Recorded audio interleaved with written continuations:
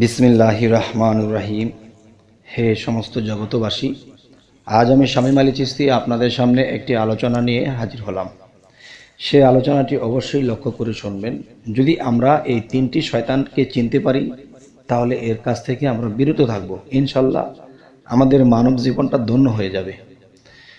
সেই বিষয়ে আজকে আলোচনাটি হবে ইনশাআল্লাহ। দেখুন, একটা বিষয়, এক শয়তান দুনিয়ার গোড়া, আরেক শয়তান মারছে উড়া, আরেক শয়তান এতই বুড়া বান্দে কেবল গড় বাড়ি। আপনারা অবশ্যই পুরোপুরি না বুঝলেও কিছুটা হলেও বুঝতে পেরেছেন। এক শয়তান দুনিয়ার গোড়া, আরেকটা শয়তান মারছে উড়া, আরেক শয়তান এতই বুড়া বাঁধছে কেবল গড় বাড়ি। দেখেন, এই পৃথিবীতে একটা মানুষ সংসার ফ্যামিলিতে আছে, সে একদিন যদি কাজ কাম না করে তার সংসারের ৩-৪ জন মানুষ না খেয়ে থাকতে হয়। তাহলে একদিন কাজ না করলেও কিন্তু এই কয়জন মানুষ ফ্যামিলিতে না খেয়ে থাকতে হয়।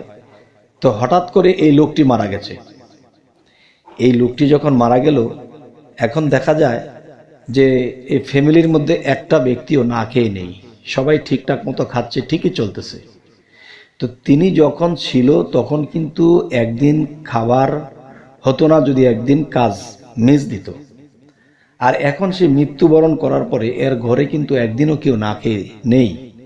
এর বিষয়টা বলুন। তাহলে আল্লাহ কিন্তু একটা কথা বলেছে যে রিজিকের মালিক আমি। মানুষকে যখন আমি পৃথিবীতে পাঠিয়েছি, আমি তার রিজিকটা সহকারে মেপেই দিয়েছি। তাহলে এই কথাটা কিন্তু ছোট হইতে বড় পর্যন্ত এই কথাটি জানে যে আল্লাহ প্রত্যেকটা মানুষের রিজিক মেপে দিয়েছে, হয়তো কারো উছিলা এটা করে। তো এখন এই কথা জানার পরেও আমাদের ঘরে যদি 2 বছরের খাবার জমাও থাকে, তারপরেও কিন্তু খামচাইতেই থাকি। 2 বছরের স্টক থাকার পরেও খামচাইতে থাকি, আমি এই খাবার শেষ হলে আবার কোত্থেকে খাবো। তাহলে পাওয়ার আর খাওয়ার এটা কিন্তু শেষ নেই, চাওয়ার এটা কোনো শেষ নেই। তাই আমি বলবো যে দুনিয়ার গোড়া যে শয়তান, সে শয়তানকে কিন্তু আমরা একটা শয়তান বলে জানি যে মুকরুম শয়তান। সে আল্লাহর হুকুম মানেনি, কিন্তু যারা মুকরুমকে শয়তান বলতেছে তার থেকেও বড় শয়তান যারা এই দুনিয়ার জমিনে আছে। দুনিয়ার গোড়া কি? তার লক্ষ কোটি টাকার মালিক থাকার পরেও সে খামচাইতেই থাকে, আল্লাহ রাসূল পিছিয়ে ফেলে সে খামচাইতে থাকে। আরে এই সম্পদ শেষ হইলে পরে খাবো কোত্থেকে? আরে কালকে তোমার দমটা শেষ হয়ে গেলে তুমি দম কোত্থেকে পাবে?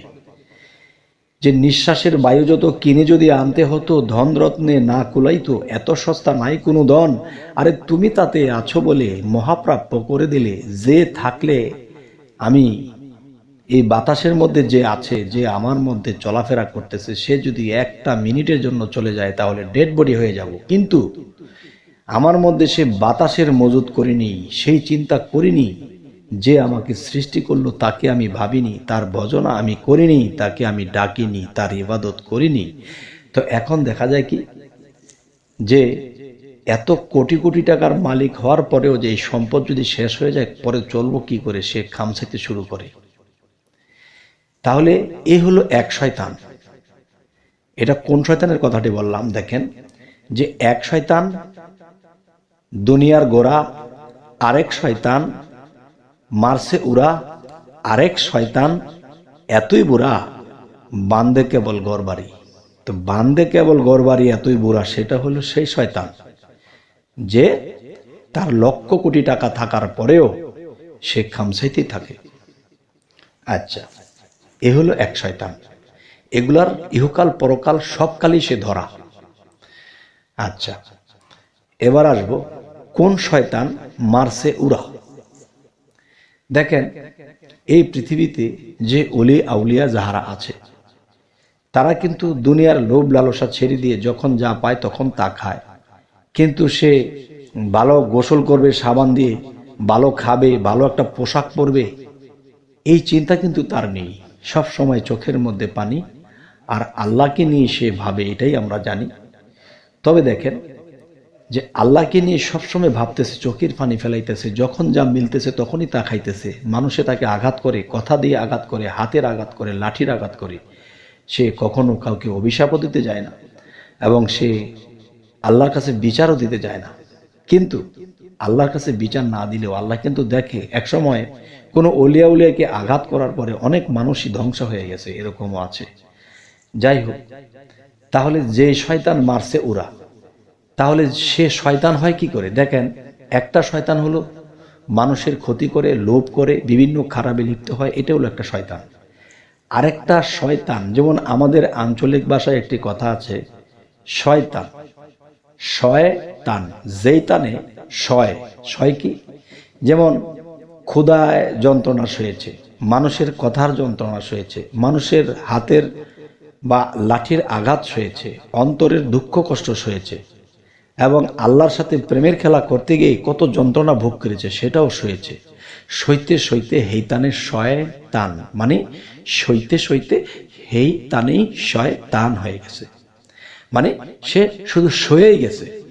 সে সইতে সইতে সইতে সইতে তখন তার দুঃখ এত সইতেছে, তখন আল্লাহ আর সয় না, তখন কি কয় যে আল্লাহকে, আর সে কয় না যে আমি এত দুঃখ কষ্ট সইতেছি। তখন আল্লাহ যখন এই আউলিয়ার যন্ত্রণা আর সইতে পারে না, তখন হে বন্ধু, তোমার আর সইতে হবে না, তুমি বহুত সয়েছ।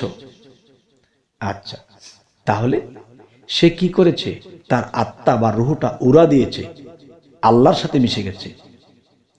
আচ্ছা, তাহলে যে উড়া দিয়েছে সে শয়তান হয়ে কি করে? সে শয়তান না, কিন্তু শয়তান মানে আমাদের আঞ্চলিক ভাষায় যে সমস্ত কিছু সইল, হেইতানেই শয়তান, মানে সয়ে গেল সে। তখন আল্লাহ যখন আর সইল না, তখন সে তাকে তার দেহ থেকে আত্মা বের করে নিয়ে আল্লাহর স্থানে রেখে দিয়েছে। সুবহানাল্লাহ, আলহামদুলিল্লাহ। তো এখন কে উড়া মেরেছে? সেই উড়া মেরেছে আরেক শয়তান, দুনিয়ার গোড়া। যেমন আল্লাহর সাথে সে কন্ট্রাক্ট করে এসেছিল যে হে আল্লাহ, আমি 9.5 লক্ষ বছর আপনাকে সেজদা করেছি, আপনার ইবাদত করেছি, আমি একটা হুকুম মানিনি, আপনি আমাকে কি করেছেন? লানত দিয়েছেন, আমাকে আপনি শয়তান উপাধি দিয়েছেন। তখন আমি আপনার কোনো বান্দাকে আপনার পথে থাকতে দেব না, তাকে খারাপ পথে আমি পরিচালিত করব। তখন আল্লাহ বলেছে কোরআনে যে যারা আমার পথে সাধনায় আত্মনিয়োগ করবে তাদেরকে আল্লাহ পরিচালনা করবে, আর যারা সাধনায় আত্মনিয়োগ করবে না আল্লাহর পথে, তাদেরকে শয়তান পরিচালনা করবে। আর যাদেরকে শয়তান পরিচালনা করবে তারা হবে দুনিয়ার গোড়া। তবে হে জগতবাসী, এই কথাগুলোর আরো গভীর কিছু আছে, হয়তো 8 মিনিট 9 মিনিটের আলোচনায় অত গভীর আলোচনা বলতে গেলে দীর্ঘ সময়ের দরকার, এবং ইউটিউবে অত কিছু বলা যায় না। দেখেন, আমি কিন্তু যা কিছু স্টেজে বলা যায় আমি সেগুলো ইঙ্গিত করে বলে গেলাম, কিন্তু এর গভীরতাও আছে 3টা শয়তানের, আর এই 3টা শয়তান আপনার মধ্যে বিরাজমান আছে।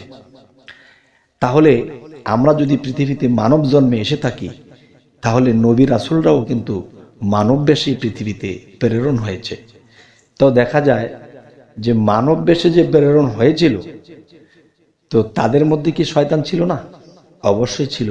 আমরা যদি হাদিস দলিল বা কোরআন খানি বা 4 কিতাব আমরা যদি ঘাটতে যাই, তখন সেখানে পাওয়া যায় পৃথিবীতে অনেক নবীরাও পথভ্রষ্ট হয়েছে।